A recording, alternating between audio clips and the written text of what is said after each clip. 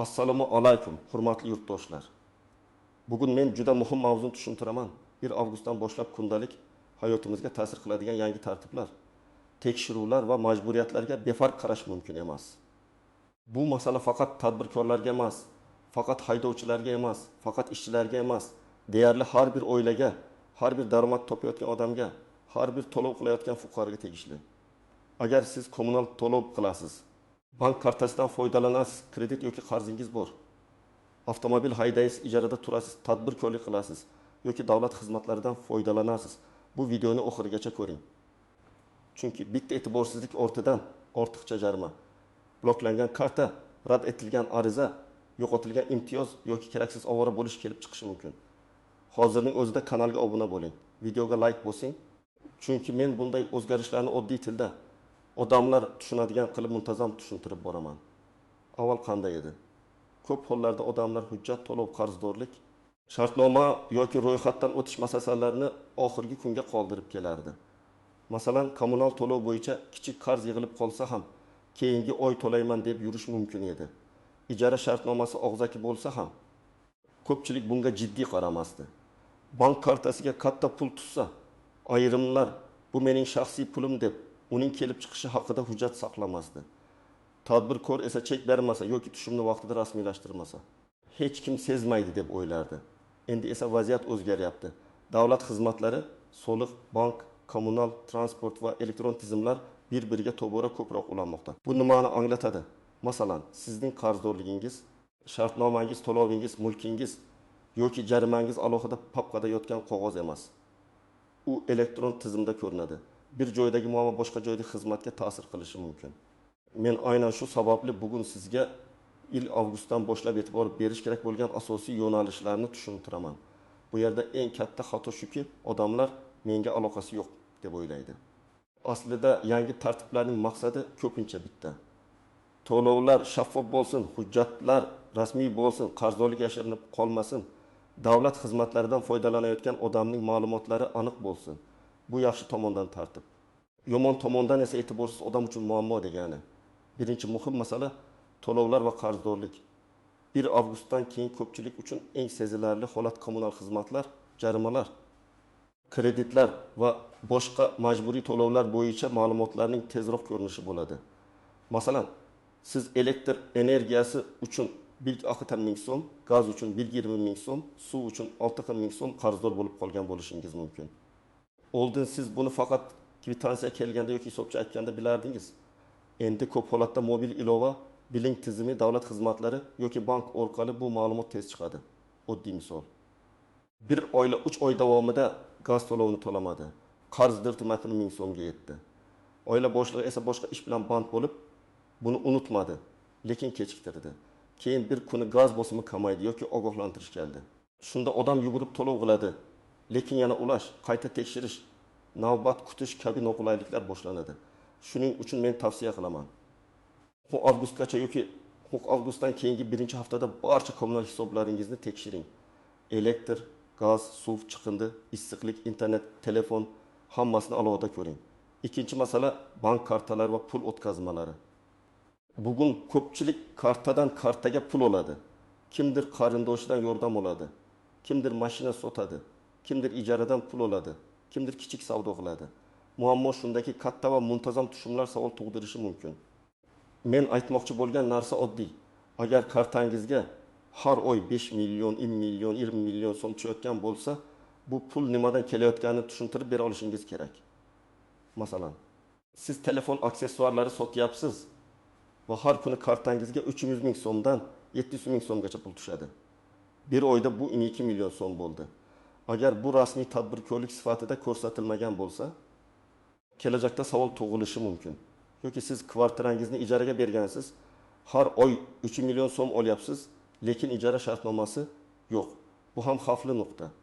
Men buni qo'rqitish uchun emas, oldindan tartibga solish uchun aytyapman. Pul kirimi bo'lsa, uning sababi ham hujjatda bo'lsin. Uchinchi masala ijara va yashash joyi. Ko'p oilalar ijarada yashaydi. Ko'p uy egalari esa kvartirasini og'zaki kelishuv bilan beradi. Avval bunday holat o'zaro gaplashdik, bo'ldi tarzida yurardi. Endi esa ijara shartnomasini rasmiylashtirish yashash joyi bo'yicha ma'lumotlarni tartibga keltirish tobora muhim bo'lyapti. Nega? Chunki ijarachi davlat xizmatidan foydalanganda, farzandini bog'cha yoki maktabga joylashtirganda, tibbiy xizmat, subsidiya yoki boshqa ariza topshirganda manzil masalasi chiqadi. Oddiy vaziyatni olaylik. Yosh oila Toshkentda ijarada turibdi. Er-xotin ishlaydi. Farzandini bog'chaga bermoqchi. Lekin yashash joyi hujjatda boshqa viloyat ko'rsatilgan, ijara shartnomasi yo'q. Natijada ariza topshirishda muammo chiqadi. Uy egasi esa men shartnoma qilmayman deydi. Mana shu yerda ijarachi ham, uy egasi ham oldindan o'ylashi kerak. Rasmiy shartnoma ikki tomonni ham himoya qiladi. Ijarachi ko'chada qolmaydi. Uy egasi esa to'lov, muddat va uy holatini hujjat bilan mustahkamlaydi. 4-masala avtomobil va jarimalar. Haydovchilar uchun 1 avgustdan keyin eng muhim odat bu jarima sug'urta, texnik holat va hujjatlarni muntazam tekshirish. Bugun kameralar ko'paygan, qoidabuzarliklar elektron qayd etiladi. Jarima haqida xabar kech kelishi yoki odam uni ko'rmay qolishi mumkin. Masalan, siz bir oy oldin tezlikni eng yoki 20 kilometrga oshirib yuborgansiz. Jarima tizimda turibdi, lekin siz bilmayapsiz. Keyin avtomobil bilan bog'liq boshqa amal qilmoqchi bo'lasiz. Masalan, sug'urta oldi sotdi, ishonchnomasi va shu payt qarzdorlik ko'rinadi. Men haydovchilarga oddiy tartibni tavsiya qilaman. Haftada 1 marta jarimalarni tekshiring. Mashinani sotib olayotganda faqat kuzov, motor, bo'yoqni ko'rmang. Uning taqiqi, jarimasi, garoviy kredit yoki lizing holatini ham tekshiring. 100 million so'mlik mashina olayotgan odam 10 daqiqa vaqtini elektron tekshiruvga sarflamasa, keyin 5 million yoki 15 million so'mlik muammoga duch kelishi mumkin. Eng avvalo tadbirkorlar va kichik savdo qilayotganlar e'tiborli bo'lishi kerak. Bozorda savdo qilayotgan, uyda buyurtma qabul qilayotgan, internet orqali kiyim, kosmetika, elektronika, ovqat, shirinlik sotayotgan odamlar o'z tushumlarini tartibga solishi kerak. Men kichikman, menga tegmaydi degan fikr noto'g'ri.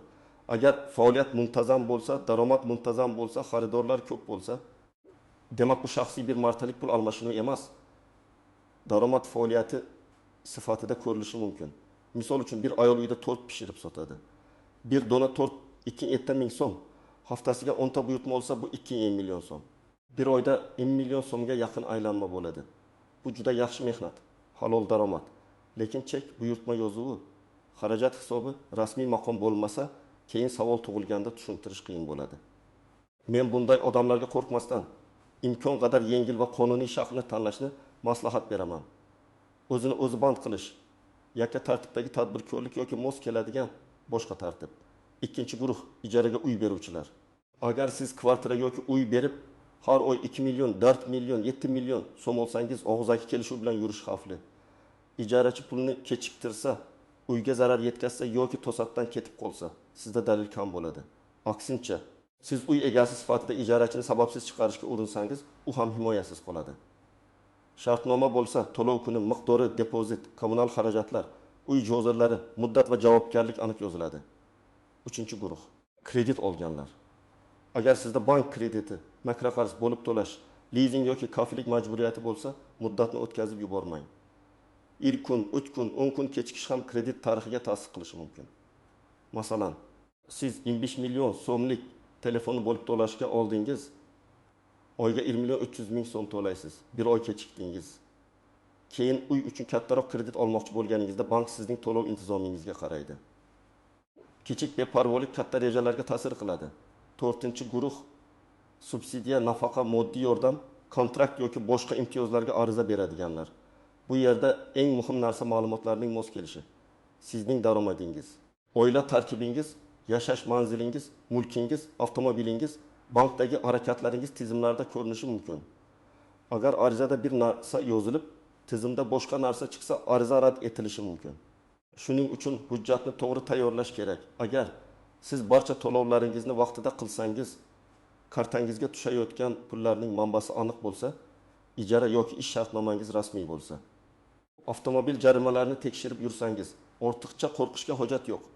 Yangi tartiblar avvalo tartibsiz joylarni ko'rsatadi. Qonuniy ishlayotgan odam uchun bu ko'proq intizom masalasi. Masalan, oyligingiz rasmiy tushadi. Kommunal qarzingiz yo'q. Mashinangiz sug'urtalangan, kreditni vaqtida to'laysiz.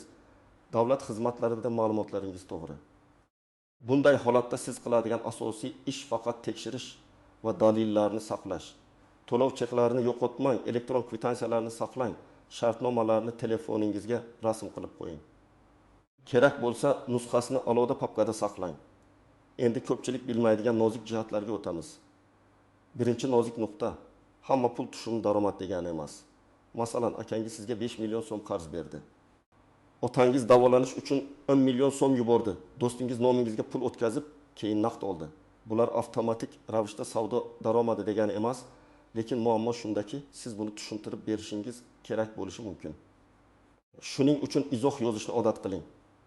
Pul o'tkazmasida qarz, davolanish uchun yordam, oilaviy yordam, avtomobil oldi-sotdi bo'yicha to'lov kabi mazmunli izohlar bo'lsin. Ikkinchi nozik nuqta: og'zaki kelishuv bugungi elektron muhitda juda zaif.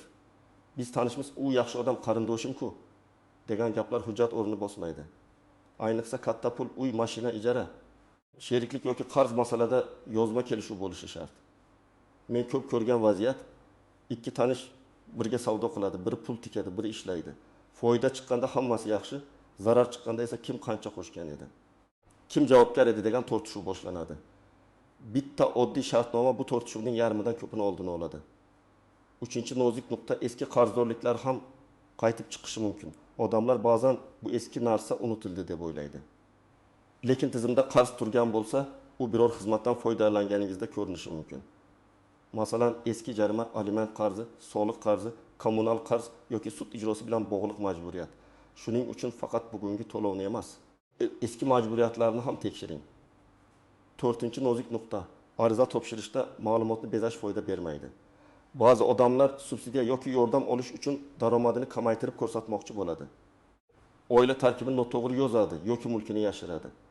Elektron tizimlar kuchaygan sari bunday tafovutlar tezroq chiqadi. Natijada ariza rad etiladi, ba'zan qayta topshirish ham qiyinlashadi. Men ekspert sifatida shuni aytaman: hujjatni chiroyli emas, to'g'ri tayyorlash kerak. Endi aniq nima qilish kerakligini birma-bir aytaman. Birinchi qadam: shaxsiy hujjatlaringizni tekshiring.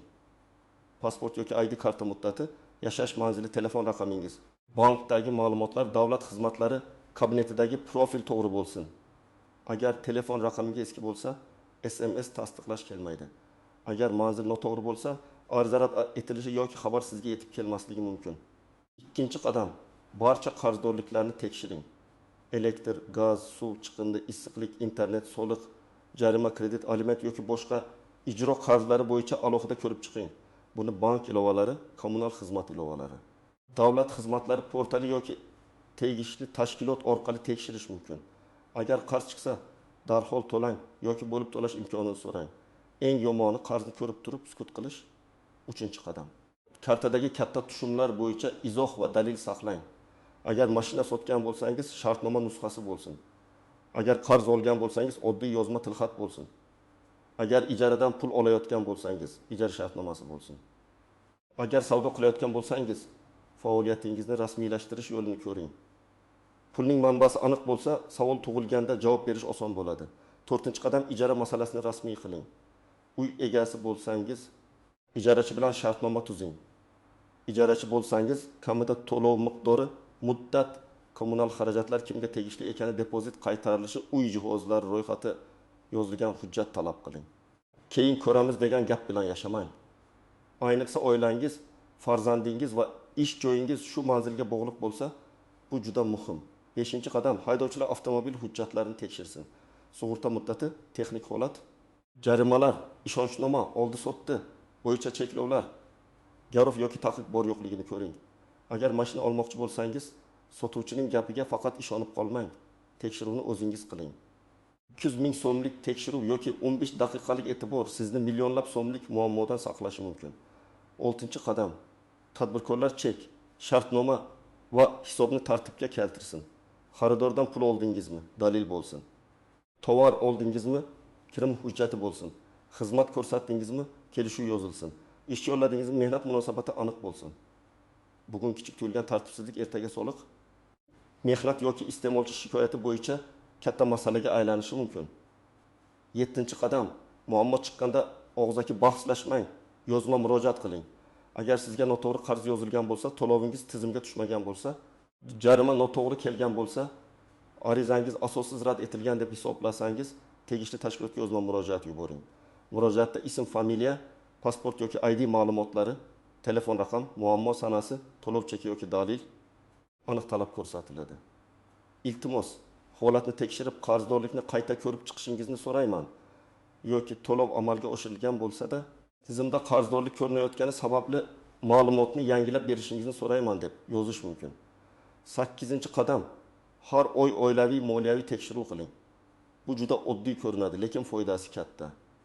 Bir daftar yoki telefon jadvalida daromad, kredit, kommunal ijara, oziq-ovqat, transport, ta'lim, davolanish xarajatlarini yozing. Masalan, oilaning oylik daromadi 8 million so'm bo'lsa, kredit 2 million, ijara 3 million. Kommunal 600 ming, oziq-ovqat 2 million bo'lsa, sizda deyarli zaxira qolmayapti. Shunday paytda yangi jarima yoki kechiktirilgan to'lov oilani bosimga qo'yadi.